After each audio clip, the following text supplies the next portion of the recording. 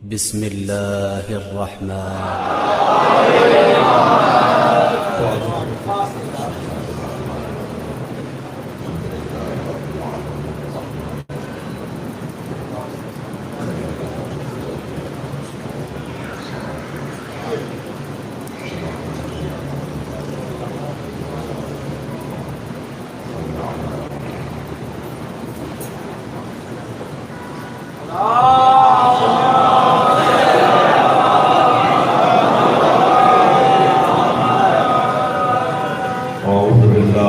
الشیطان الرجیم بسم اللہ الرحمن الرحیم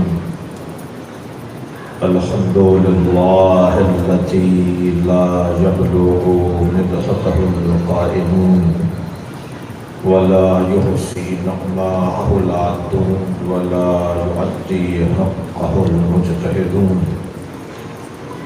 الذي ليس لصفته حد محدود ولا نعت موجود ولا وقت معدود ولا أجل مفقود فطر الخلائق بقدرته ونشر الرياح برحمته الصلاة والسلام على الرسول المسدد المصطفى العمجد المحمود الأحمد سیدنا و مولانا و مولا الکونین جد الحسن والحسین علی ابوالقاسم محمد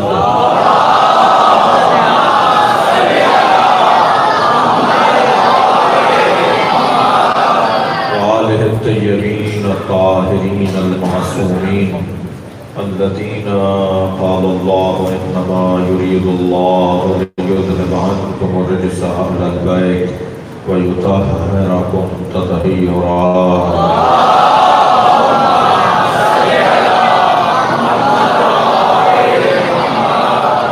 وَلَعْنَةُ اللَّهِ عَلَى أَعْدَائِهِمْ أَجْمَعِينَ مِنْ يَوْمِ عَدَاوَتِهِمْ إِلَى قِيَامِ يَوْمِ الدِّينِ أَمَّا بَعْدُ قال الحكيم في القرآن الكريم بسم الله الرحمن الرحيم وقال الرسول يا رب إن قومي اتخذوا هذا القرآن مهجورا صلى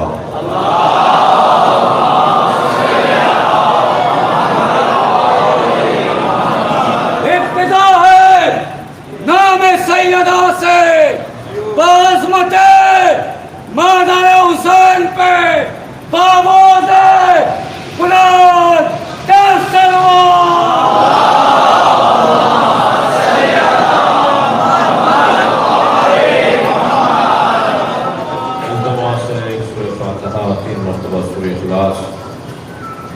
حاضرین مجلس کے مرحومین اور خاص طور پر اس سے روزہ مجالس منعقد ہوئی ہیں ذاکرین سید الشہداء امام حسین علیہ السلام مرحومین یعنی علامہ منتظر عباس نقوی اسلام آباد، علامہ طالب جوہری اور علامہ ڈاکٹر ضمیر اختر نقوی اور کل لاہور کے بزرگ عالم دین جناب علامہ قاضی نیاز حسین نقوی کی رحلت ہوئی ہے۔ تمام مرحومین ذاکرین ان کے نام لیے گئے، ان کے درجات کی بلندی کے لیے رحم اللہ من قرأ الفاتحہ۔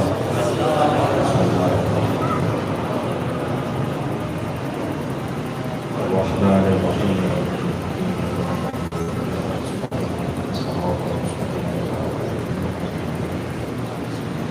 غير المغضوب عليهم بسم الله الرحمن الرحيم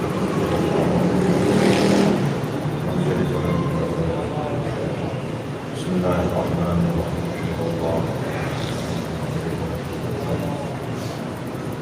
بسم الله الرحمن الرحيم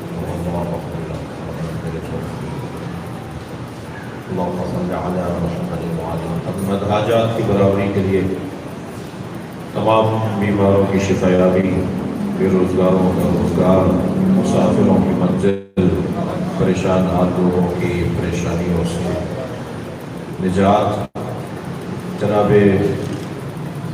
جعفر بن جنابی صاحب کی صحت کاملہ، جعفر بھائی صحت یاب رہیں گے تو اس طرح کی مجلسیں ان کے حصے کی جو ہے، جو ان کے حصے کی مجلسیں ہیں جو انہوں نے طے کی بھی ہیں، وہ جاری و ساری رہیں گی۔ جعفر بھائی کی صحت کاملہ کے لیے بھی برتر صلوات۔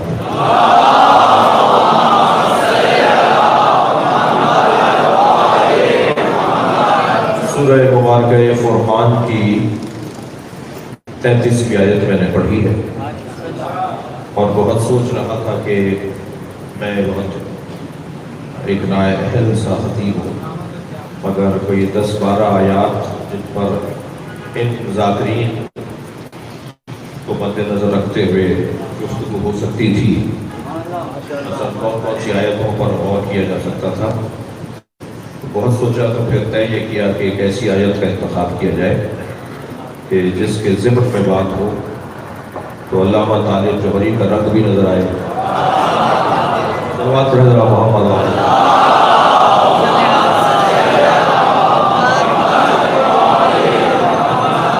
اور ہمارے ذاکرین شخصیات جن کے سارے ثواب میں مجلس ہے، وہ سب 2 عنوانوں کو محور گفتگو قرار دیتے تھے، ایک کو قرآن کہتے ہیں اور ایک کو اہل بیت کہتے ہیں۔ ہم سب کا اس منبر کا، آپ کا، اس فرش اللہ کا، اس امام بارگاہ کا مقصد ہی یہ ہے کہ کسی طرح قرآن سے بھی دوستی ہو جائے، اہل بیت سے بھی پیار ہو جائے۔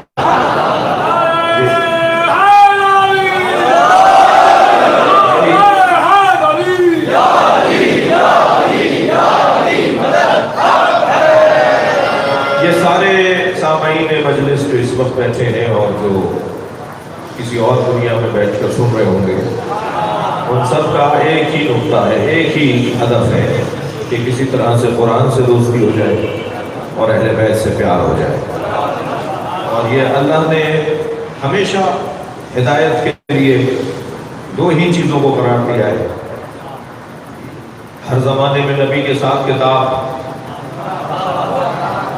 کوئی سنگین کام کرنا ہو تو دونوں ہاتھ، مکمل دیکھنا ہو تو دونوں آنکھیں، صحیح سننا ہو تو دونوں کان، صحیح پہنچنا ہو تو دونوں پیر۔ جب ہر کام میں 2 ہیں تو پھر ہدایت میں 2 کیوں نہیں ہو؟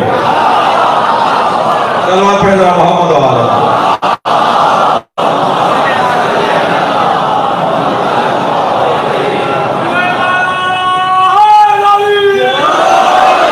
نظام ہدایت میں اللہ نے ہمیشہ ایک تھیوری رکھی ہے اور ایک پریکٹیکل رکھا ہے۔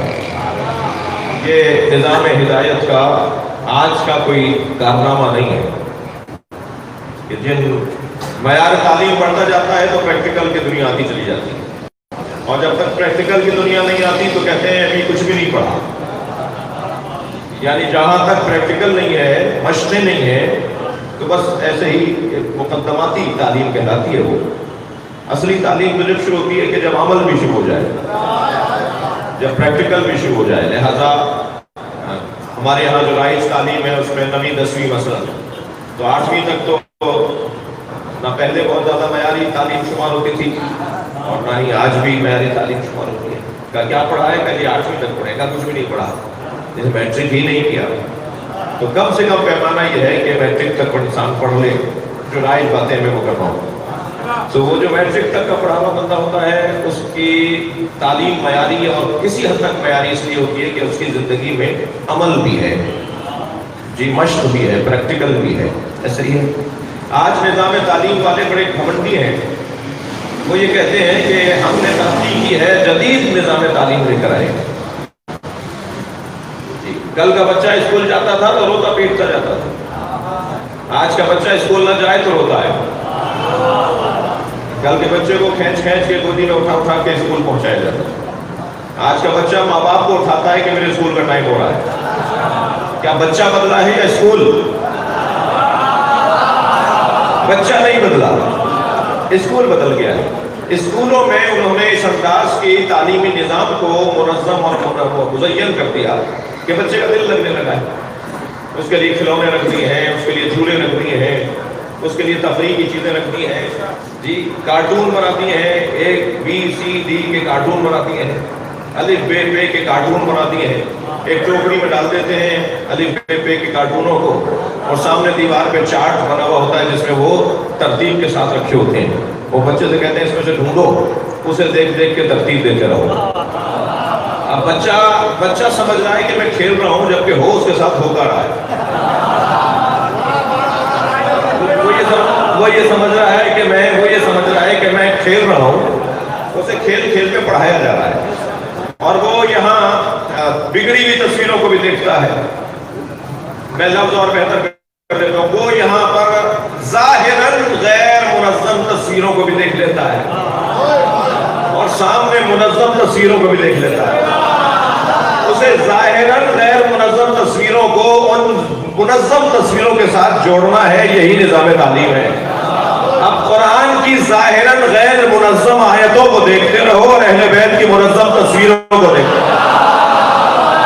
صلوات پڑھیں گے محمد اور آل محمد.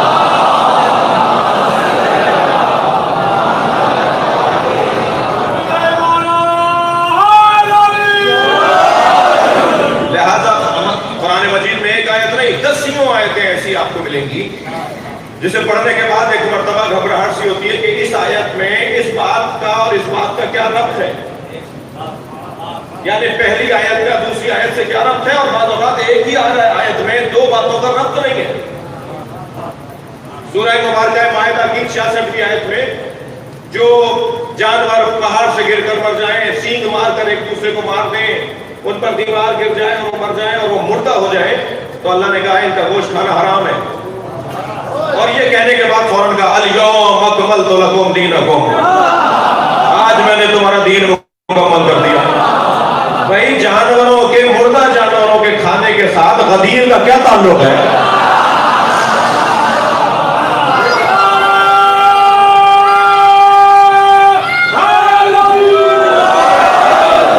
یہ ایسے ہی نہیں ہوا ہے، کوئی حادثہ نہیں ہوا ہے. اللہ کے نبی نے قصداً ہمیں یہی قرآن دیا ہے. قرآن سلانے کے لیے نازل نہیں ہوا تھا. قرآن جھل جھل کے لوریاں سنانے کے لیے نازل نہیں ہوا تھا. تم قرآن پڑھو گے تو تمہارا دماغ بھی بیدار ہوگا، ضمیر بھی بیدار ہوگا. ایک مرتبہ پڑھتے پڑھتے انسان پریشان ہو جائے گا کہ یہ کیا ہو گیا، ابھی تو کچھ بات ہو رہی تھی، ابھی یہ کیا بات ہو گئی. یہ اس طرح کی آیات کو آپس میں جوڑ کر اے یا نساء النبی، یا نساء النبی لستن کاحد من النساء، کاحد من النساء، اے نبی کی بیویوں تم اور عورتوں کی طرح نہیں ہو. خبردار گھر سے نکلنا تو چادر پہن کے نکلنا، دوسروں سے بات نہ کرنا، باہر نہ نکلنا، یہ نہ کرنا وہ نہ کرنا. انما یرید اللہ لیذھب عنکم الرجس اہل البیت.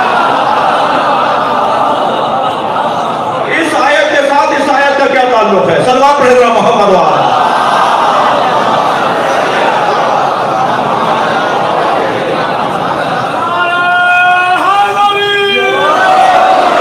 اللہ نے اس طرح آیات کو ترتیب دے کر ہمیں بیدار کیا ہے.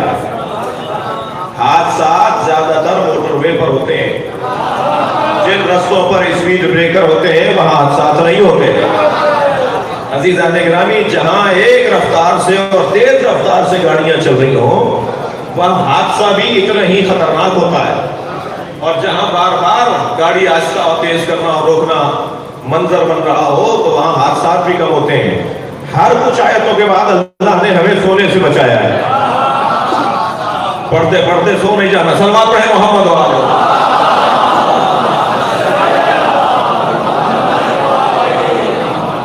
تاکہ قرآن مجید ہمیں بیدار کرتا رہے. تو یہ ظاہراً غیر منظم پیغامات، ظاہراً جس کے پیچھے یہ حکمت، ایک حکمت یہ ہے جو میں نے ابھی آپ کے سامنے بیان کی، اور ادھر اہل بیت کی جمی ہوئی اور منظم تصویریں، اور پھر قرآن مجید کی آیات کے ساتھ جوڑتے رہو تاکہ تمہیں یہ نظریے کے ساتھ عمل بھی نظر آ جائے. تو قرآن اور اہل بیت، پروردگار عالم نے ہماری ہدایت کے لیے ہر زمانے میں ایک کتاب اور ایک حدیث، ایک کتاب اور ایک ہادی. ہر دور کے اندر البتہ کتاب جب سے شروع ہوئی نازل ہونا، جب سے کتاب پڑھنے کا معیار بنا. حضرت آدم پر کتاب اللہ نے نازل نہیں کی، اس لیے کہ کتاب پڑھنے کا معیار نہیں تھا. تھوڑا سا ذہن اور پختہ ہو جائے، کمی کوتاہی معاذ حضرت آدم کے وجود مبارک میں نہیں تھی، بلکہ سامع اور شاگرد اور ہدایت لینے والا اس معیار کا نہیں تھا. اگر کوئی پلے گروپ کو پڑھانے والا ٹیچر ہو، اگر کوئی کے جی نرسری کو پڑھانے والا ٹیچر ہو، تو اس ٹیچر کا قصور نہیں ہے، یا اس ٹیچر کی فضیلت میں کوئی کمی نہیں ہے. وہ کیونکہ جو اس سے پڑھ رہے ہیں وہ اس معیار کے نہیں ہیں کہ ان کے سامنے کتابیں کھولی جائیں.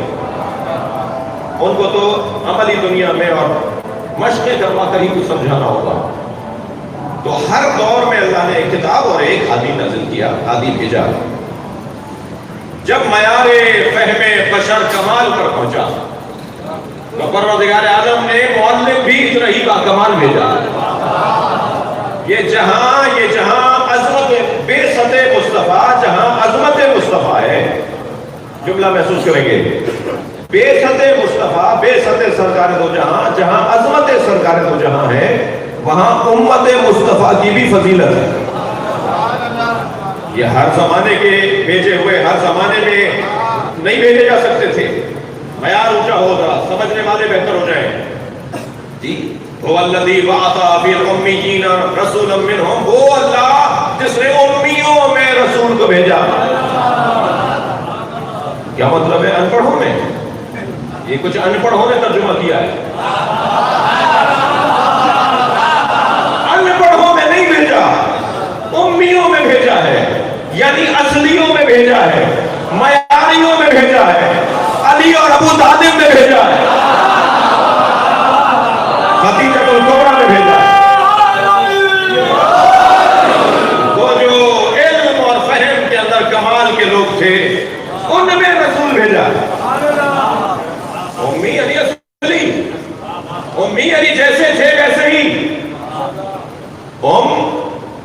ماں کو بھی کہا جاتا ہے، اس لیے کہ وہ گھر کی اساس ہوتی ہے، گھر کی بنیاد ہوتی ہے، گھر ہے ہی ماں سے. مکے کو ام القریٰ کیوں کہا جاتا ہے؟ اس لیے کہ سب سے پہلے اللہ نے جب زمین بنائی تو مکے کی زمین بنائی، اور پھر زمین جب پھیلتی چلی گئی تو اتنی ہو گئی جتنی آج آپ کو نظر آ رہی ہے. سب سے پہلے اس لیے اسے ام القریٰ کہا جاتا ہے، قریوں کی ماں، سارے ملکوں کی ماں، سارے شہروں کی ماں، ساری آبادیوں کی ماں. قوم یعنی اصلی بنیادی جگہ، ام القریٰ. نبی کو امی کہا ہے، امیوں میں بھیجا ہے. اللہ پیغام یہ دے رہا ہے کہ جیسے یہ تھے ویسے ہی ہیں. بھائی ربیع الاول کا مہینہ اور 12 ربیع الاول گزار کر ہم مجلس کر رہے ہیں، جیسے تھے ویسے ہی ہیں. یہ تو آپ کوئی کون پوچھے کہ یہ کیسے تھے، کس سے پوچھیں کہ کون کیسے تھے، تو ہمیں کہیں اور جانے کی ضرورت نہیں ہے، ہم اللہ ہی سے پوچھ رہے تھے کہ یہ کیسے تھے. تو ارشاد حضرت اہلیت ہوا انک لعلی خلق عظیم. مگر نہیں، میں آپ کو ایسے ترجمہ کر کے نہیں گزروں گا. اس آیہ کریمہ کا ترجمہ کیا جاتا ہے انک لعلی خلق عظیم. بے تحقیق ہم نے آپ کو اخلاقیات کے اعلیٰ درجوں پر فائز کیا. میں اس ترجمے سے متفق نہیں ہوں. انک لعلی خلق عظیم، ہم نے بے تحقیق آپ کو اخلاقیات کے اعلیٰ درجے پر فائز کیا.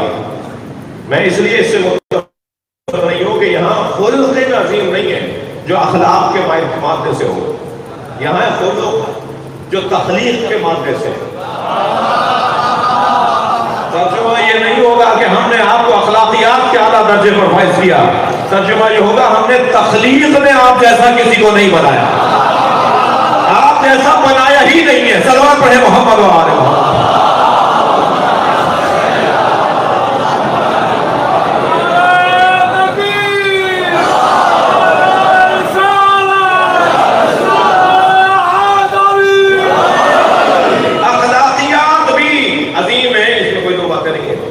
مگر قرآن مجید کی اس آیت سے پیغام یہ ہے کہ ہم نے تخلیق میں آپ کو سب سے عظیم بنایا. تخلیق آپ کی خلقت سب سے اچھی ہے. آپ جیسی آنکھیں کسی کی نہیں ہیں، آپ جیسے بال کسی کے نہیں ہیں، آپ جیسی ناک اور بینیاں کسی کی نہیں ہیں، آپ جیسے لب کسی کے نہیں ہیں، آپ کے شمائل جیسے کسی کے شمائل نہیں ہیں۔ جو کہتے ہیں یہ ہم جیسے ہیں، ان سے کوئی پوچھے تمہارا سایہ ہے یا نہیں؟ ہمارے نبی کا تو سایہ نہیں ہے، تو پھر ہم جیسے کیسے ہیں؟ اتنا بڑا مجمع بیٹھا ہے، یہ جو ایک جیسے ہیں یہی ایک جیسے نہیں ہے؟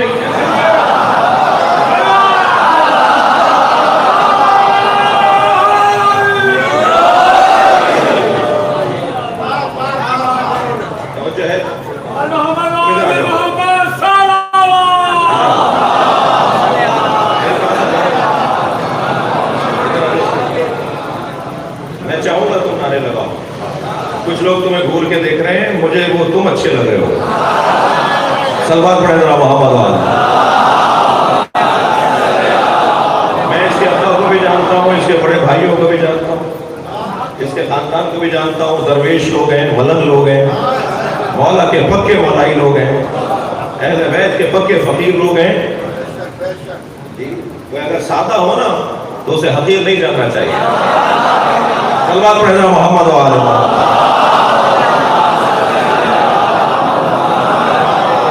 اس سے بلند اور بہتر سلوات پڑھیں۔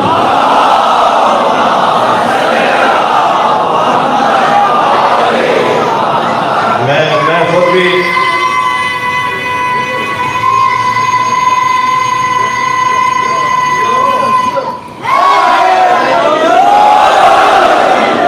مجھے نعروں کی ضرورت نہیں ہے، مجلس کا تقاضا ہے۔ یہ ہندوستان اور پاکستان کا مزاج ہے۔ مجلس بحرین، لبنان، قطر، عمان، ایران، عراق میں نہیں ہو رہی ہے۔ مجلس پاکستان کے شہر کراچی کے علاقے حسین آباد میں ہو رہی ہے۔ سلوات پڑھیں ذرا محمد وال۔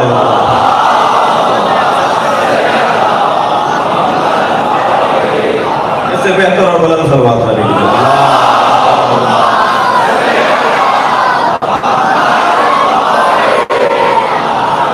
توجہ ہے، بحث اور گفتگو یہ ہے عزیزان گرامی کہ اللہ نے اپنے حبیب جیسا کسی کو نہیں بنایا۔ یہ کون بتائے گا کہ نبی کیسے بنے؟ یا اللہ بتائے گا یا علی بتائے گا؟ اچھا یہ کوئی شرک نہیں ہو گیا؟ خبردار کوئی جلدی اٹھ کے نہیں جائے،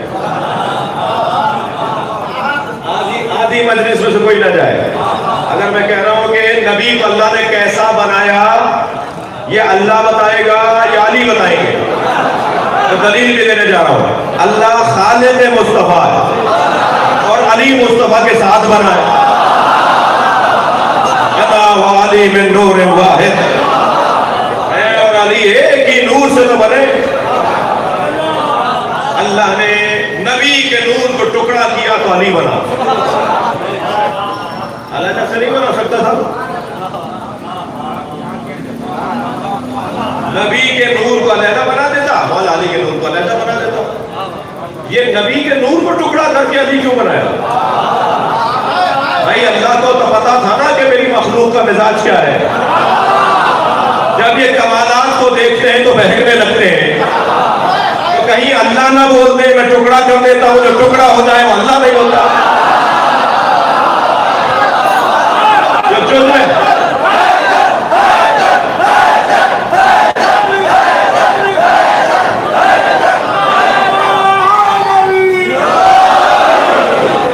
اللہ جز میں مرکب نہیں ہے۔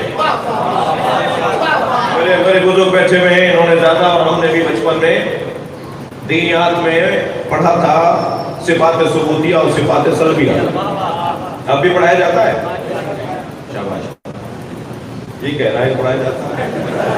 ایک سلوات پڑھیں محمد وعلیہ۔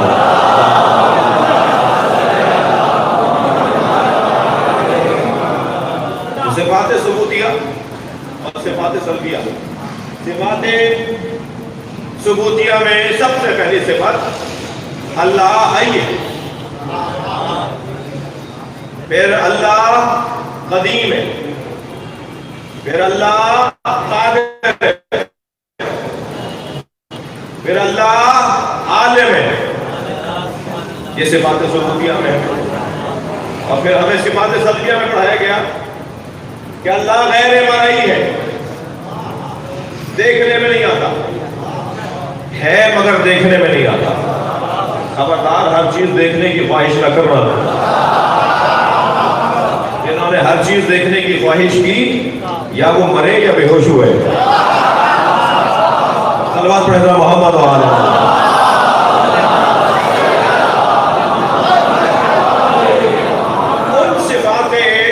ان صفات سلبیہ میں سے ایک صفت یہ ہے کہ اللہ مرکب نہیں ہے. اللہ مرکب نہیں ہے. یہ مائک مرکب ہے، یہ ممبر مرکب ہے، میں آپ ہم سب مرکب ہیں. اللہ کے علاوہ جو ہے وہ مرکب ہے. اللہ مرکب نہیں ہے. جس کو اگر پلٹ کر دوسرے لفظ میں بولے تو اللہ بسیط ہے.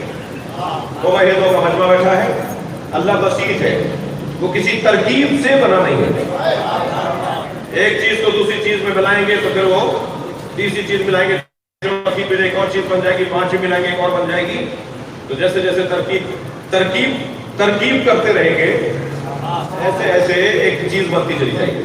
تو بس ایک جز دوسرے جز سے ملے گا تو یہ ترکیب کہلائے گی. اور ترکیب اللہ کے یہاں ترکیب نہیں ہے، اللہ مرکب نہیں ہے. اسی لیے کہا اس کو سمجھانے کے لیے اللہ الصمد. اللہ الصمد کا مطلب ہی ہے کہ اللہ ترکیب نہیں ہے، یعنی ایک دوسرے کا محتاج نہیں ہے، ایک حصہ دوسرے حصے کا محتاج نہیں ہے. صمد ہے، بے نیاز ہے، غنی ہے، کسی کا محتاج نہیں ہے. نبی کے نور کو ٹکڑا کر کے علی کا نور بنایا تاکہ یہ بتا دیا جائے کہ یہ ایک دوسرے کا محتاج ہے. بھائی جملہ میں ممبر کی زبان کا کہہ رہا ہوں، اور امام بارگاہ اور آبادی پرانے مجلس سننے والوں کی آبادی اور قدیمی عزاداروں کا علاقہ، جس نبی کا سایہ نہیں تھا اسی کے سائے کو علی کہتے ہیں. صلوات پڑھیں گے محمد و آلہ.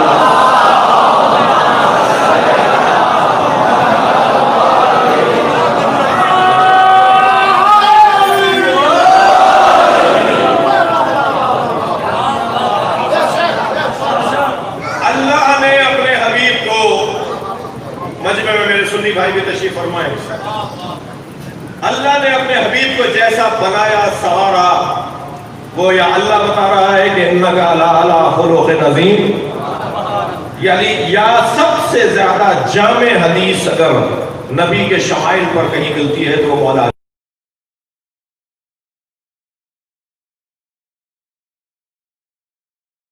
نبی کی رحلت گزرے ہوئے 10 سال گزر گئے.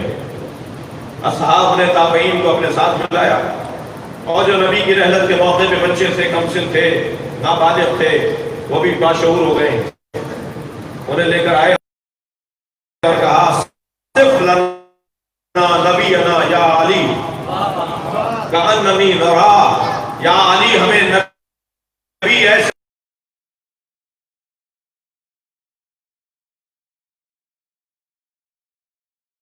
ہم اپنی آنکھوں سے دیکھ رہے ہیں. تو میں جملہ کہہ دوں کہ مولا علی سے نبی کی کمالات بھی سننا چاہتے تھے اور مولا علی سے خطابت بھی چاہتے تھے، یعنی خطابت بھی چاہتے تھے. تماموں پر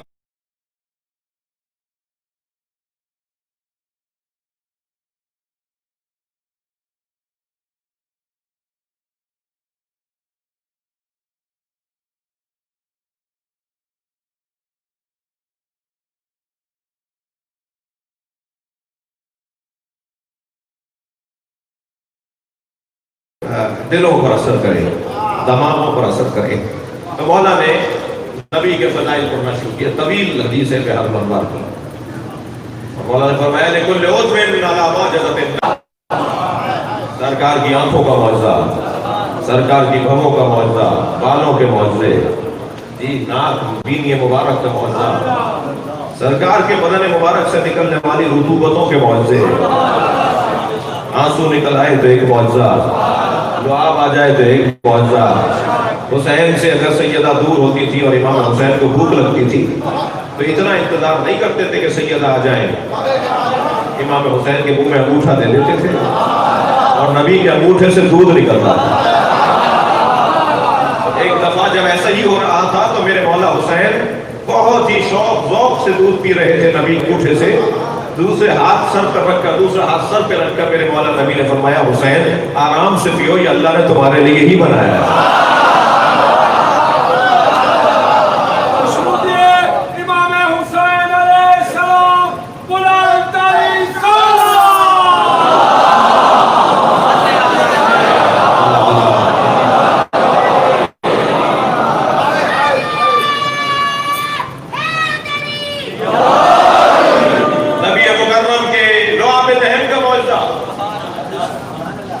سرکار کے تلووں کا, میں اشارہ ہتھیلی کا کر رہا ہوں مگر مراد میری تلوار ہے.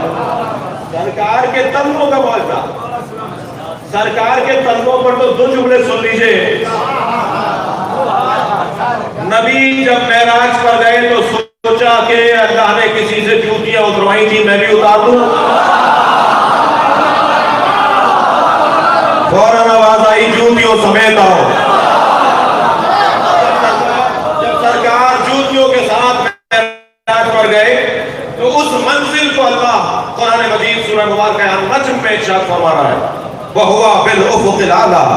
میرا نبی سب سے بلند جگہ پر تھا. اس سے اونچی جگہ ہی نہیں ہے جہاں میں کسی کو لے کر گیا ہوں, جہاں میرا نبی گیا. تو میرے نبی سب سے اونچی جگہ جوتیوں کے ساتھ تھے. مجھے کہنے دیجیے ساری کائنات نبی کے جوتیوں کے نیچے.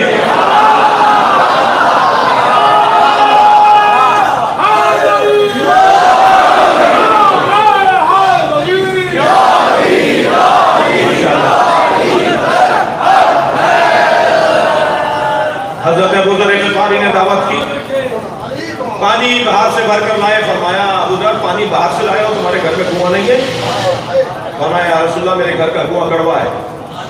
حضرت نے فرمایا تم نے مجھے کیوں نہیں بتایا؟ سرکار کنویں کی منڈیر پر بیٹھ گئے اور پیر کنویں میں لٹکا دیے. جیسے ہی سرکار نے پیر کنویں میں لٹکائے پانی اوپر آنے لگا, اور اتنا اوپر آیا کہ نبی کے پیروں سے مس ہونے لگا. اس کے بعد ایسا میٹھا ہو گیا کہ شہد بھی کیا میٹھا ہو. دربار پڑھیں گے محمد و آل محمد.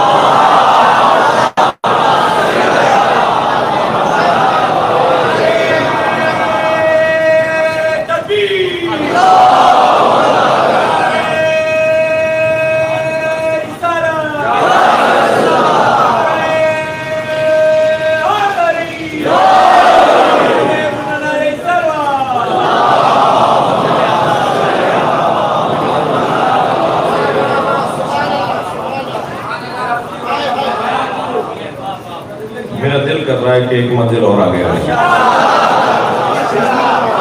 نبی کے.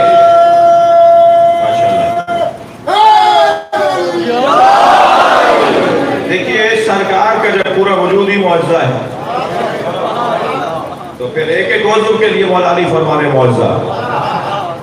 سرکار جب سرکار کا قد مبارک, اچھا میں ان بچوں اور جوانوں سے کہوں گا کہ جیسے جیسے بزرگوں کی رحلت ہوتی جا رہی ہے ایسے ایسے خطرہ بڑھتا جا رہا ہے. اور خطرہ یہ بڑھ رہا ہے کہ ادب, تہذیب, اقدار, رکھ رکھاؤ, جملوں کا استعمال, الفاظ کا برتنا, یہ ہمیں جو سمجھانے والے تھے وہ رخصت ہوتے جا رہے ہیں. جن گھروں میں سفید بالوں والے لوگ نہیں ہیں وہ گھر آفت زدہ ہیں. لہذا اگر خدا نخواستہ کسی کے گھر میں سفید بالوں والا نہیں ہے تو برابر میں اور پچھلی گلی میں جو سفید بالوں والا ہے اسے اپنا بڑا معلوم ہو.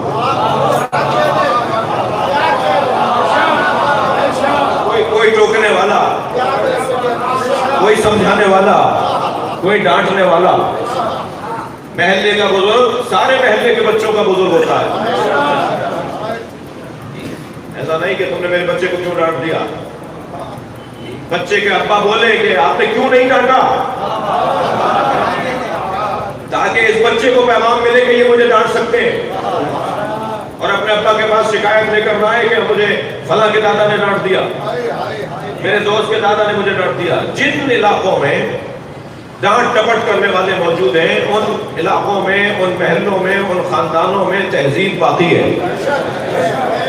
بلکہ مجھ سے ایک صاحب پوچھنے لگے کہ کیسے طے کریں کہ کون کس ماحول میں رہتا ہے.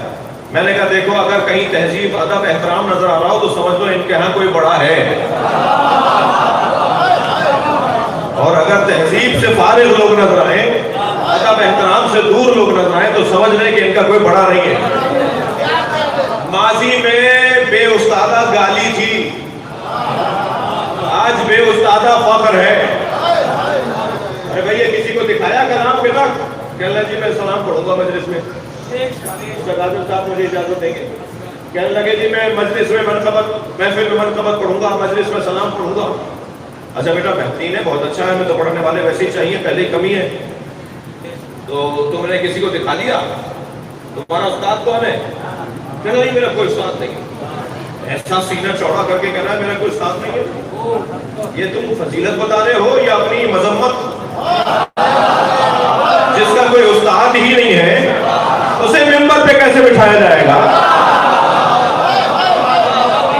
وہ تو کچھ بھی کر سکتا ہے بھائی، وہ بڑا گل کھلا سکتا، صلوات پڑھے محمد والے، اس سے بہتر اور بلند صلوات نبی کے ذات پر۔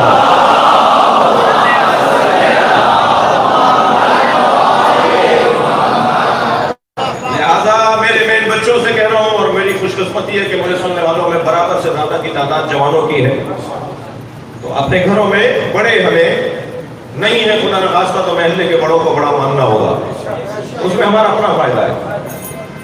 آج ڈرے ڈرے رہتے ہیں یہ ہمارے بڑے، کچھ کہہ دیا تو ترنت کے جواب آ جائے گا، انہیں اگر غلط بھی ڈانٹ رہے ہو نا تو شکریہ ادا کریں، ہاں حضور آپ صحیح کہہ رہے ہیں، ان کو خوش کر لو 2 منٹ کے لیے، اگر وہ غلط بھی کہہ رہے ہو تو ان کو شرمندہ نہ کرو تاکہ انہیں دوبارہ حوصلہ ملے ڈانٹنے کا۔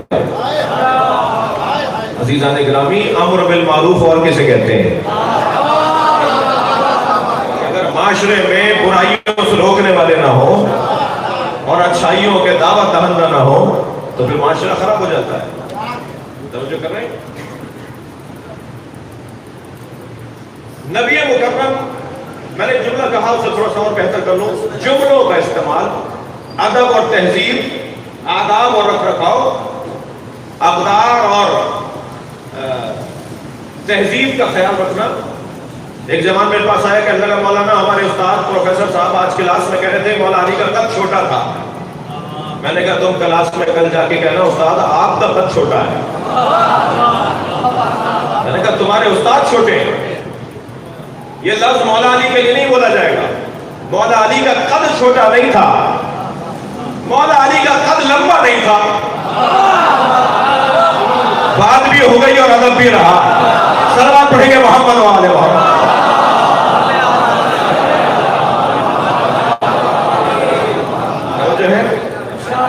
اگر فرض کیجئے مینار پاکستان جس معمار میں بنایا جو ہماری گلی میں رہتا ہو، جی ہمارے گلی کی نالی خراب ہو گئی، ہم نے کہا جی بنوا دیجئے، انہوں نے بنوا دی، وہ بھی لوگوں کو بلوایا اور بنوا دی۔ اب کہیں وہ ہمارے ساتھ تھے تو کسی نے پوچھا یہ کون ہے، تو میں کیا کہوں گا؟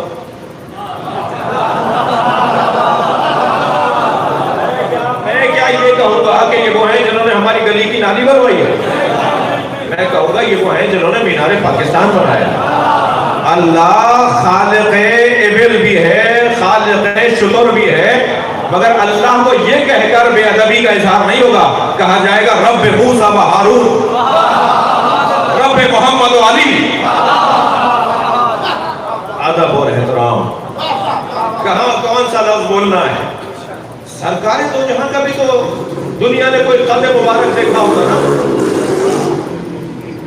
کہ صاحب فلاں جو صحابی محترم تھے ان کا قد تھوڑا لمبا تھا اور سرکار کا قد فلاں صحابی سے کچھ بقول ان کے کم تھا، تو کوئی تو قد دیکھا ہوگا۔ یہ ہے معجزہ نبی مکرم کا جو مولا علی کی زبان سے بیان ہوا۔ مولا علی فرماتے ہیں کلما مشى مع احد ان کانا طویلو انه اطول منه، کلما مشى مع احد ان کانا طویلا انه اطول منه۔ جب نبی باہر نکلتے تھے اور کوئی لمبا قد والا نبی کے برابر آ جاتا تھا تو نبی کا قد بڑا ہو جاتا تھا۔ صلوات پڑھیں گے محمد والے۔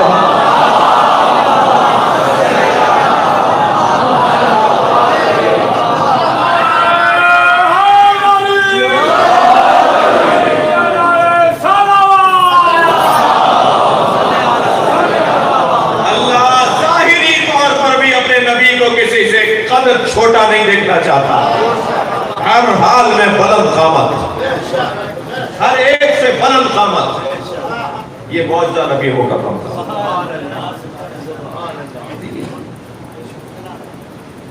جعفر بھائی نے کہا تھا 45 منٹ پڑھیے گا، 45 منٹ تو شاید ہو گئے۔ ایک سلوات پڑھے محمد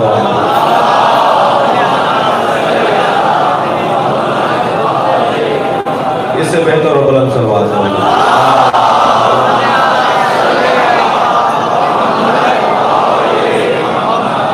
بھائی، میں نے تو ابھی آیت کا ترجمہ بھی نہیں کیا۔ یہ تو ناانصافی ہوگی نا کہ 45-50 منٹ پڑھ گئے اور آیت کا ترجمہ بھی نہیں کیا۔ شاید ایسے ہی بس آیت پڑھ دی تھی کیا؟ تو یہ مقدمے میں اتنا وقت گزر گیا۔ اتنا ہے عزیزان گرامی کہ اللہ بتائے گا کہ میرا محمد کیسا ہے، یا علی بتائیں گے کیونکہ ان کے ساتھ بنے کہ سرکار کا وجود کیسا ہے۔ ہمیں عصر مصطفیٰ چاہیے۔ ہم جب مجلس میں بیٹھتے ہیں تو اتنی دیر کے لیے عصر رسول میں چلے جاتے ہیں، اور جتنا بار بار عصر مصطفیٰ میں جائیں گے اتنا ہی سالم مسلمان بنیں گے، صحیح مسلمان بنیں گے۔ تو ہر کچھ مدت کے بعد ہمیں عصر مصطفیٰ میں جانا ہے، اور اس کا بہترین ذریعہ یہ مجلس ایسا ہے۔ قائد اعظم محمد علی جناح رحمۃ اللہ علیہ سے کسی نے پوچھا جب پاکستان بننے کو تھا، بن رہا تھا، بن چکا تھا، تقریباً پاکستان کا اعلان ہونے والا تھا، کسی نے پوچھا آپ سنی ہے شیعہ؟ تو قائد اعظم نے بے ساختہ فرمایا عصر مصطفیٰ کا مسلمان ہو،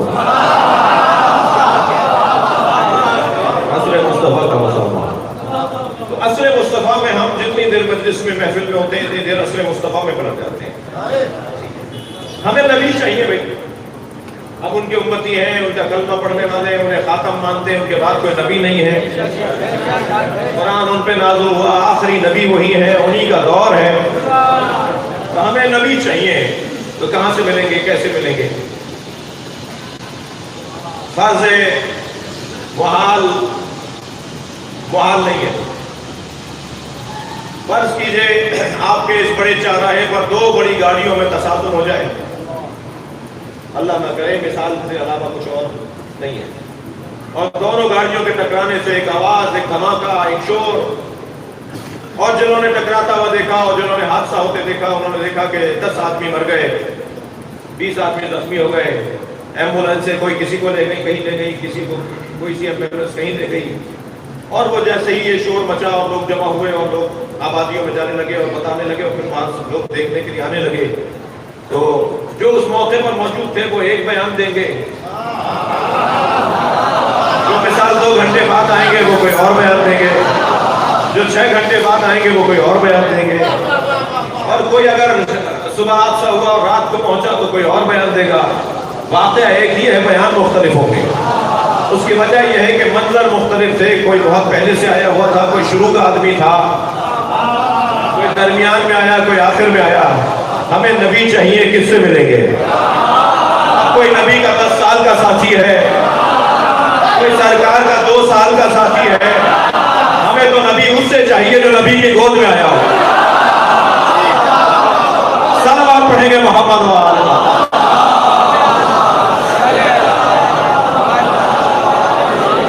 اور اس وقت تک نبی کو چھوڑ کے نہ گیا ہو جب تک کہ غسل و کفن نہ دے دیا، اور وہ مولا علی کے علاوہ کوئی اور نہیں۔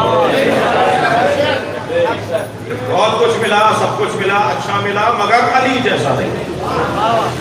ہمیں نبی کا زمانہ اور نبی کی سیرت اور شمائل اور حضرت کے فضائل چاہیے، اور خوش قسمتی ہے میرے محترم سننے والوں آپ کی، ہماری، کہ ہم امت مصطفیٰ میں ہیں، جس میں ہونا آرزو کرتے تھے حضرت ابراہیم،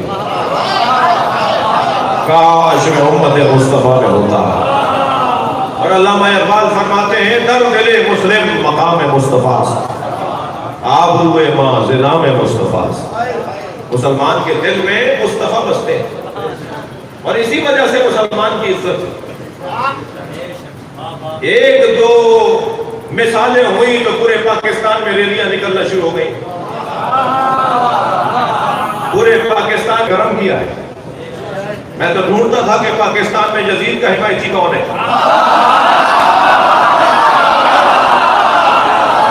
اللہ نے کرم کیا ہے، چہروں سے نقابیں اتر گئی ہیں.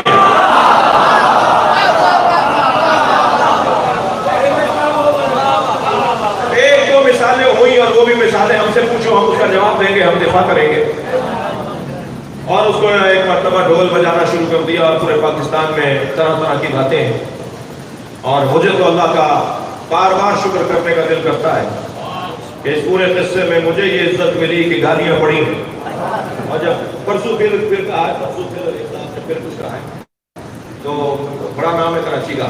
تو میں کہہ رہا تھا، یہ تو جب سنتا ہوں نا تو کہتا ہوں کہ مولا آپ کا کرم ہے میرے اوپر، کم سے کم مولا علی کے مریدوں میں تو ہوں.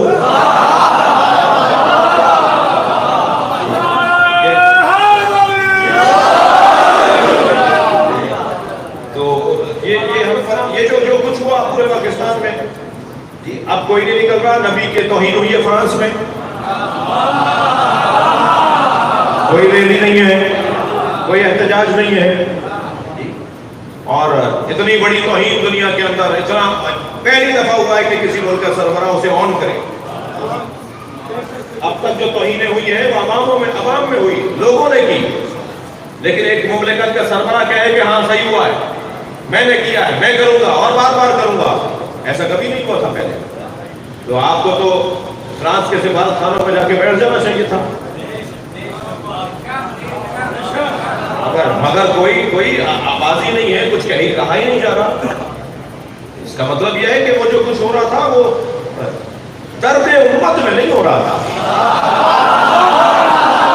اور میں کچھ کہوں، وہ جو کچھ ہو رہا تھا وہ مسئلہ صحابیت نہیں تھا.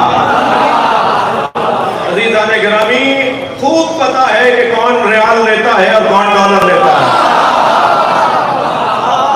اس ملک کے حالات خراب کرنے کی کوشش کی گئی، لیکن الحمدللہ آپ نے، ہم سب نے مل کر 3 ہی نعروں میں جواب دیا: حسینیت، یزیدیت، پاکستان.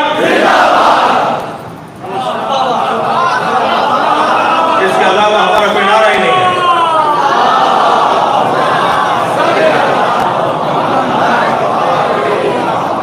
ذبح بھی کرو تو تڑپنے نہ پائے، وہ کام کرنا ہے. اور علی کا طرز زندگی منافقت کی موت ہے. مولا کی سیرت پہ عمل کریں، یہ چلتی پھرتی میتیں ہو جائیں گی.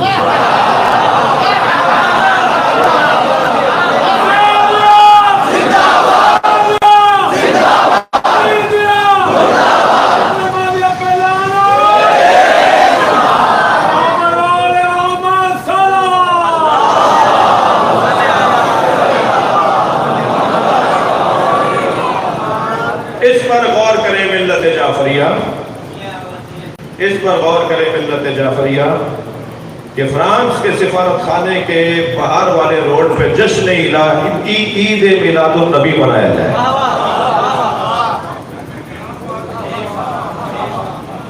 پورے پاکستان کے شیعہ جمع ہو جائیں اس روڈ پر اور شیعوں کی طرف سے نبی کی نعتیں سنائی جائیں. احتجاج بھی ہوگا. ہمارا تو طریقہ واردات ہی کچھ اور ہے. علی کا مارا ہوا جنازہ پکار کے کہتا تھا مجھے علی نے مارا ہے. طریقہ یہ ہونا چاہیے. اس پہ غور کریں گے. ذمہ داران صاحبان حیثیت لوگ بیٹھے ہوئے ہیں کہ اس طرح کا کوئی اہتمام ہو. ہمارا احتجاج یہ ہے کہ ہم نبی کی بات زیادہ کریں گے. طریقہ تبدیل کر دیں گے. یہ طے ہے کہ تمام تر عظمت بنا میں مصطفیٰ اور جان مصطفیٰ کو علی کہا جاتا ہے. آبروئے مصطفیٰ کو حسین کہا جاتا ہے. عزت مصطفیٰ کو زہرا کہا جاتا ہے. صبر مصطفیٰ کو حسن کہا جاتا ہے. جب کمالات مصطفیٰ کو مختلف تصویروں میں دیکھنا ہو تو پنجتن بنتے ہیں اور پنجتن کی توانائی کو ایک جگہ دیکھنا ہو تو مصطفیٰ بنتے ہیں.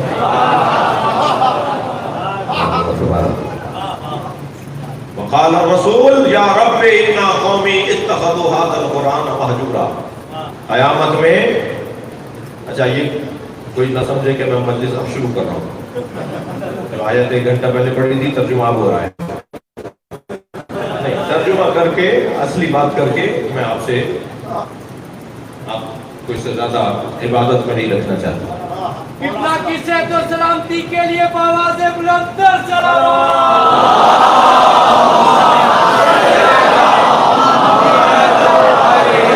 آپ سب کی صحت و سلامتی کے لیے اس سے بلند تر صلوات.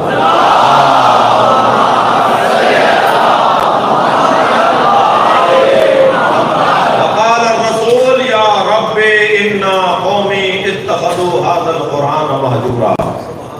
قیامت میں نبی کہیں گے یا اللہ. اب جو ترجمہ ہوتا ہے پہلے وہ سن لیجئے، اور جو ترجمہ میں کرنا چاہ رہا ہوں اپنے بزرگوں کی اجازت سے وہ بھی سن لیجئے. قرآن سورہ مبارکہ فرقان ارشاد ہو رہا ہے کہ قیامت میں نبی شکایت کریں گے اللہ سے، یا رب انا قومی اتخذوا هذا القرآن مہجورا. اے اللہ میری قوم نے قرآن کو چھوڑ دیا. یہ شکایت کریں گے سرکار دو جہاں. یہ ترجمہ شاید الفاظ کی نشست کے اعتبار سے صحیح ہو، مگر تفسیر آیہ کریمہ کے مطابق نہیں ہے. ترجمہ یہ ہوگا. اب دوسرا ترجمہ دیکھیے. نبی قیامت میں فرمائیں گے یا رب انا قومی اتخذوا هذا القرآن مہجورا. یا اللہ میری قوم نے قرآن تنہا لے لیا، میں نے قرآن کے ساتھ علی لیا.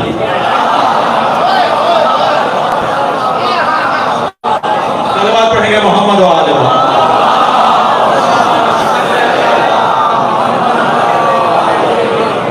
اس سے بہتر اور بلند صلوات پڑھیں گے.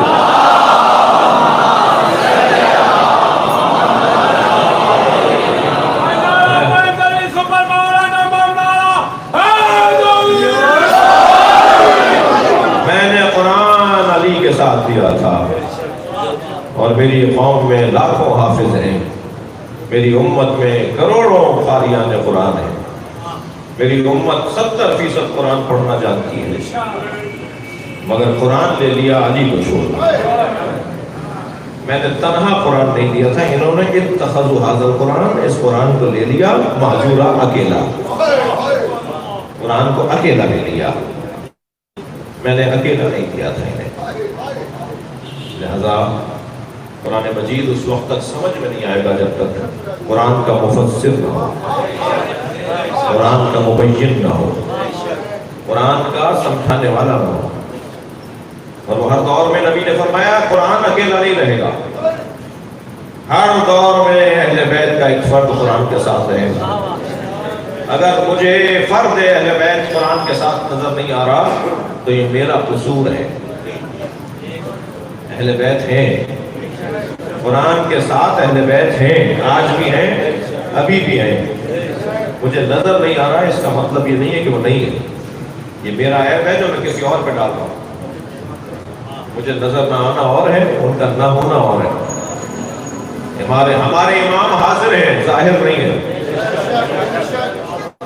ہم امام حاضر کو مانتے ہیں. پہنچا دو اسماعیلی برادران کو یہ جملہ. وہ تانا دیتے ہیں اس عشریوں کو کہ ان کا امام حاضر نہیں ہے. پہنچا دیں ہمارا امام حاضر ہے. حاضر ہونا اور ہے، ظاہر ہونا اور ہے. اتنا بڑا مجمع یہاں حاضر ہے، مجھ پہ سب ظاہر نہیں ہے. بہت سارے مومنین برابر میں بیٹھے ہیں، وہ حاضر ہیں، مگر ایک دوسرے پہ ظاہر نہیں ہے. مکے میں 40 سال تک نبی حاضر رہے، ظاہر نہیں تھے. ہمارے امام بھی حاضر ہیں، مجھ پہ ظاہر نہیں ہے. جب مجھ پہ ظاہر ہو جائے گی وہی ظہور ہوگا. ہم حضور کا انتظار نہیں کر رہے، ہم ظہور کا انتظار کر رہے ہیں. ان کا حضور تو ہے، ان کی موجودگی ہے. جب کہتے ہیں حضرات تو حضرات سے مراد مرد نہیں ہوتے. بعض ادیبوں کی طرح توجہ چاہوں گا، حتی بعض ادیب بھی خواتین و حضرات اور عورتیں بھی بیٹھی تو کہتے ہیں حضرات، کہتے ہیں جی آپ نے تو حضرات بول دیا، تو عورتیں بھی تھی. تو حضرات کا مطلب مرد نہیں ہوتے، عورتیں بھی حضرات ہیں اس وقت.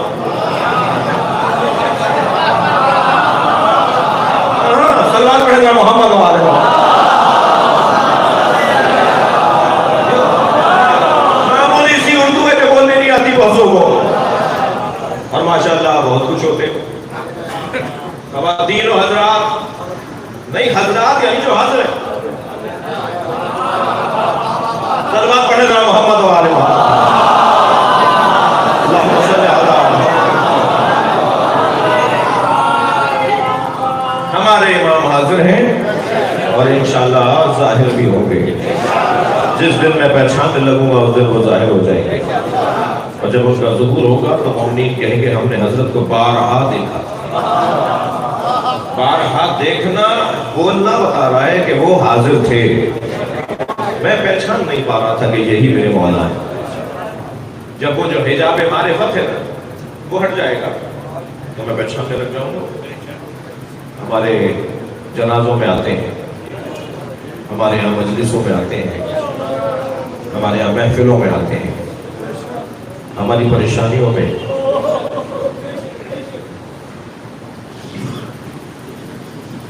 اس پورے قصے میں بھی جو پاکستان میں کوئی 15-20 دن تک بہت گرم رہا قصہ، اس پورے قصے میں بھی مدد انہیں کی ہوئی ہے. ان کی مدد ہوئی ہے، انہوں نے کرم کیا ہے. ہمیشہ کی طرح ہم اکیلا نہیں چھوڑا، جیسے ہمیشہ ہمارا ساتھ دیتے آئے، اور فرمایا ہے خود کہ اگر ہم نہ ہوتے تو دنیا تمہیں ختم کر دے.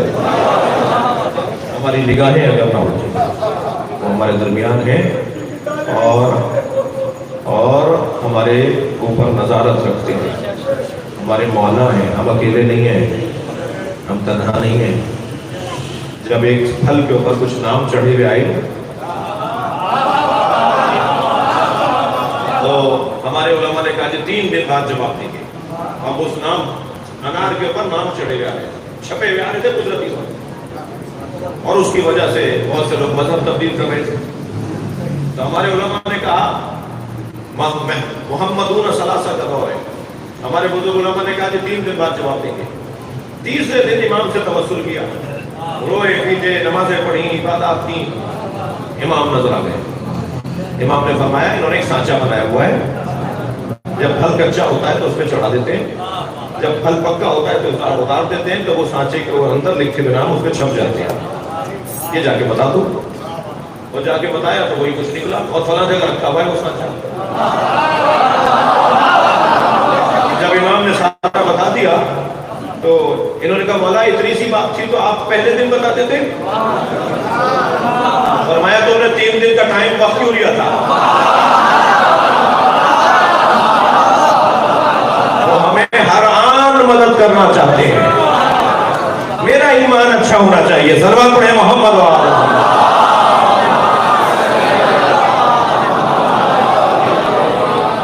اور ہمیشہ الحمدللہ انہوں نے ہماری مدد کی ہے، آئندہ بھی مدد ہوگی، مدد ہوتی رہے گی. دروازہ چھوڑ کر نہ جانا، اس سے اچھا دروازہ ہے ہی نہیں. دنیا کی ساری بیماریوں سے شفا وہ ذکر حسین میں ہے. سب سے بڑی بیماری اضطراب ہے. نوکری چھوٹ گئی اضطراب، ترقی نہیں ہو رہی اضطراب، پیسے لٹ گئے ڈاکو لے گئے اضطراب، کاروبار میں نقصان ہو گیا اضطراب، بیماریاں آ گئی اضطراب، طرح طرح کی پریشانیوں میں اضطراب. ساری پریشانیاں جب گھیر لیں، یہ اپنا شبیر جب رونے کا دل کرے، جب دل تمہارا چھوٹا ہو رہا ہو، جب دل تمہارا بجھا ہو رہا ہو، تو خبردار خفت کے دل حسین، کہیں اور نہیں جانا، حسین پر رو لینا. جب تم حسین پہ رو لو گے تمہاری پریشانیاں ختم ہو جائیں گی. چلیے اپنے ذہنوں کو ذرا علماء اور دانشوروں اور اسکالروں کی مجلس ترہیم میں اپنا ذہن لے چلیے کربلا کے میدان میں. یوں تو امام کے ساتھ جتنے اصحاب تھے سب عالم تھے، سب دانشور تھے۔ امام کے ساتھ 15 سے زیادہ اصحاب تھے نبی کے، اور ان کے علاوہ بھی جتنے شخصیات تھے سب دانشور، اسکالر، عالم، دانشور، دانشمند تھے۔ مگر امام حسین نے ایک صحابی کو تو لکھ بھی دیا تاکہ تاریخ کا حصہ بن جائے، سیرت کا عنوان بن جائے۔ من الحسین ابن علی الى رجل فقی حبیب ابن مظاہر، یہ حسین ابن علی کا خط ہے جو حبیب ابن مظاہر کے نام ہے۔ حبیب، تمہیں ہماری نبی سے نسبت کا تو علم ہے، تم جانتے ہو کہ میرا نبی سے کیا نسبت کا عنوان ہے، بس اتنا جان لو کہ میں کربلا میں دشمن میں گھر چکا ہوں، اور حبیب میرے ساتھ میرے خانوادہ، میرے بچے، میرے خانوادے کے لوگ، میرے گھر کے لوگ بھی ہیں۔ اس سے مراد یہ تھی کہ حبیب میرے ساتھ زینب بھی ہے۔ والسلام، حضرت حبیب نے آنکھوں سے نامہ لگایا، چومتے ہوئے گھر میں داخل ہوئے، زوجہ سے کہنے لگے کہ میں بوڑھا ہو گیا ہوں، کیا مدد کروں گا؟ تو زوجہ کھڑی ہو گئی، کہنے لگی حبیب پھر مجھے جانے دو، تم نے خود ہی تو بتایا ہے کہ نبی زادیاں بھی ہیں، حسین کے ساتھ حسین کی بہنیں بھی ہیں، بیویاں بھی ہیں۔ کہا نہیں، یہ کیسے ہو سکتا ہے کہ مجھے حسین یاد کریں اور میں حسین سے ملنے نہ جاؤں؟ اپنے غلام کو بلا کے گھوڑا دیا کہ حالات پورا شور ہے، زمانہ خراب ہے، تم فلاں جگہ جا کے گھوڑا لے کے کھڑے ہو جاؤ، مجھے آنے میں تاخیر ہو تو جانا نہیں۔ حبیب بے راہوں سے ہوتے ہوئے، غیر مانوس رستوں سے ہوتے ہوئے جا رہے تھے، وقت زیادہ لگ گیا، تو غلام گھوڑے سے کہنے لگا کہ اگر کچھ دیر اور میرا مولا نہ آیا تو میں تیری پشت پر بیٹھ کر حسین کی مدد کرنے جاؤں گا۔ امام کی آنکھوں میں آنسو آ گئے، اللہ نے غربت حسین پر غلام بھی رحم کر رہے ہیں، ترس کھا رہے ہیں حسین پر غلام۔ فرمایا میرے مولا حسین سے تو نے محبت کا اظہار کیا، جا اسی بات پہ میں نے تجھے آزاد کر دیا۔ قدموں میں گر گیا، مولا جب آپ کی خدمت کا وقت تھا آپ نے مجھے اپنے ساتھ رکھا، اب اولاد نبی کی خدمت کا وقت ہے، مجھے اپنے ساتھ لے چلیے۔ حبیب نے اپنے غلام کو بھی ساتھ لیا، میدان کربلا روانہ ہوئے، اور جب کربلا کے حدود میں داخل ہوئے تو اچانک خیمے سے حسین باہر آئے اور آواز دی، عباس جلدی آؤ، علی اکبر میرا دوست حبیب ابن مظاہر، پڑھ کر استقبال کرو۔ تمام جوانان بنی ہاشم نے استقبال کیا۔ حبیب ابن مظاہر کو گلے لگا کر امام حسین بہت دیر تک حبیب سے کچھ کہتے رہے۔ ابھی معانقہ مصافحہ مکمل ہوا کہ جناب فضہ خیمے سے باہر آئی اور ایک جملہ کہا، امام نے فرمایا آپ خود کہہ دیجئے، تو فضہ آگے بڑھ کے بولتی ہے، حبیب تمہیں زینب نے سلام کہا۔ حبیب ابن مظاہر کی آنکھوں میں آنسو آ گئے۔ اللہ نے غربت اہل بیت ہمیں بھی نبی زادیاں سلام کہلوا رہی ہیں۔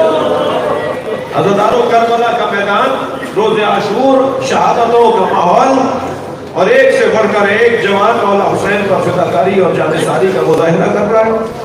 حضرت سعید ابن عبداللہ جب زخموں سے چور حسین کی آغوش میں آئے، امام نے آغوش میں لیا، وہاں پہنچے جہاں گر گئے تھے، اور ان کا سر اپنی آغوش میں لیا تو سعید ابن عبداللہ نے اپنا سر ہٹا دیا۔ امام نے پھر ان کا سر اپنی آغوش میں لے لیا، پھر سعید نے ہٹایا تو امام نے سوال کیا، سعید تم اپنا سر کیوں ہٹاتے ہو؟ فرمایا مولا یہ شہزادوں کی جگہ ہے، کہاں ایک غلام کا سر اور کہاں زانو حسین۔ امام نے فرمایا ہم چاہتے ہیں تمہارا سر ہماری آغوش میں رہے۔ کہ ایک مرتبہ سعید نے مسکرانا شروع کیا، زخموں سے چور ہے، بدن سے خون نکل رہا ہے اور سعید مسکرا رہے ہیں۔ امام نے فرمایا سعید تمہارے مسکرانے کا سبب کیوں ہنس رہے ہو، کیوں مسکرا رہے ہو؟ کہ مولا میرے سلحان رسول اللہ آ گئے، مجھے بشارت دے رہے ہیں، میں اپنی قسمت پر نازا ہوں کہ مجھے نبی لینے آئے ہیں۔ کچھ دیر کے بعد سعید پھر مسکرائے۔ امام نے فرمایا اب کیوں مسکرائے ہو؟ کہ مولا میرے سلحان علی آ گئے، مجھے جنت کی بشارت دے رہے ہیں۔ سنیں گے عزادارو، کچھ ہی دیر گزری تو سعید رونے لگے، سعید کی آنکھوں میں آنسو آ گئے۔ فرمایا سعید تمہیں زخموں کی تکلیف ہو رہی ہے؟ کہا نہیں مولا میرے سرحان فاطمہ آ گئی. اس سے کہتی ہے میرے بچے کو بچایا. اسی اسنا میں سعید نے کہا حبیب کہاں ہے؟ حضرت حبیب ابن مظاہر کچھ عقب کچھ فاصلے پہ کھڑے تھے کہ امام نے آواز دی حبیب تمہیں سعید بلا رہے ہیں. تو حبیب آگے آئے تو سعید نے کہا اپنا کان میرے دہن کے قریب لاؤ, میرے منہ کے قریب لے آؤ اپنا کان. تو حبیب جھک گئے, گھٹنے ٹیک کر بیٹھ گئے, اپنا کان ان کے منہ کے ساتھ لگا دیا. تو کانپتی ہوئی آواز میں کہنے لگے حسین کو چھوڑ کے نہ جانا. اجرکم اللہ, اجرکم اللہ, اجرکم اللہ. حبیب تم سے حسین کو بڑی ناراض ہے. جب حضرت حبیب کے لاشے پر پہنچے ہیں نا امام حسین تو مرثیہ پڑھا ہے حضرت حبیب کا, اور جو جملے حسین مولا کی زبان پہ جاری ہوئے ان میں سے ایک جملہ یہ تھا, یا اللہ میں گواہی دیتا ہوں یہ حافظ قرآن تھا, یہ قاری قرآن تھا, یہ ایک رات میں قرآن پڑھ لیتا تھا, اور یہ تیرے دین کا فقیہ تھا. حبیب کربلا میں شہید ہو گئے, گریہ ہو گیا, آنکھوں میں آنسو آ گئے. ایک منزل اور لے لیجئے, سرہائے شہداء نیزوں کی انیوں پر ہے, اور ہر شہید کا سر کسی نہ کسی کے ہاتھ میں نیزے کی انی پر ہے. خولی کے ہاتھ میں جو نیزہ ہے, کبھی وہ امام حسین کا سر نیزہ دیتا ہے, کبھی سر ظالم بدل دیا جاتا ہے, تو حبیب کا سر بھی خولی کے پاس رہا. جب یہ قافلہ کوفے سے نکل کر شام کی راہوں پہ چلا تو حبیب ابن مظاہر کا بیٹا قاسم ابن حبیب خولی کے پاس آ کے کہتا ہے یہ سر میرے بابا کا ہے, اسے مجھے دے دے تاکہ میں اس کو دفنا دوں, اس کے احترام کروں. کہنے لگا مجھے شام کے دربار سے انعام ملنا ہے, کیا وہ پیسہ میں دینے کو تیار ہوں؟ آخر نہیں مانا, اور وہ قافلہ آگے بڑھا. تو قاسم ابن حبیب نے اپنے 10 نوجوان دوستوں کے ہمراہ خولی پر حملہ کیا اور سر حبیب لینے میں کامیاب ہوا. اور جب سر ہاتھ میں لے لیا نا تو دوستوں کو دور سے آواز دے کر کہا جس کا جوان بیٹا زندہ ہو اس کے باپ کے سر کو نیزے کی انی پر نہیں اٹھایا جاتا. یہ آواز گونج رہی تھی, امام سجاد نے بیڑیاں سنبھالا, بابا کے سر کے قریب آ گئے. بابا یہ سچ کہتا ہے مگر آپ کے بچے کے ہاتھوں میں ہتھکڑیاں, پیروں میں بیڑیاں, مشیت کی پابندیاں, ورنہ کسی جوان کے لیے گوارا اس کے باپ کے سر کو نیزے اللہ لعنت اللہ علی الظالمین فسيعلم الذين ظلموا أيهم منقلب. یا حسین جناب احسن. اگر آپ ہمارے لیٹسٹ ویڈیوز کے بارے میں جاننا چاہتے ہیں تو ہمارے چینل کو سبسکرائب کریں اور بیل آئیکن کو پریس کریں. شکریہ.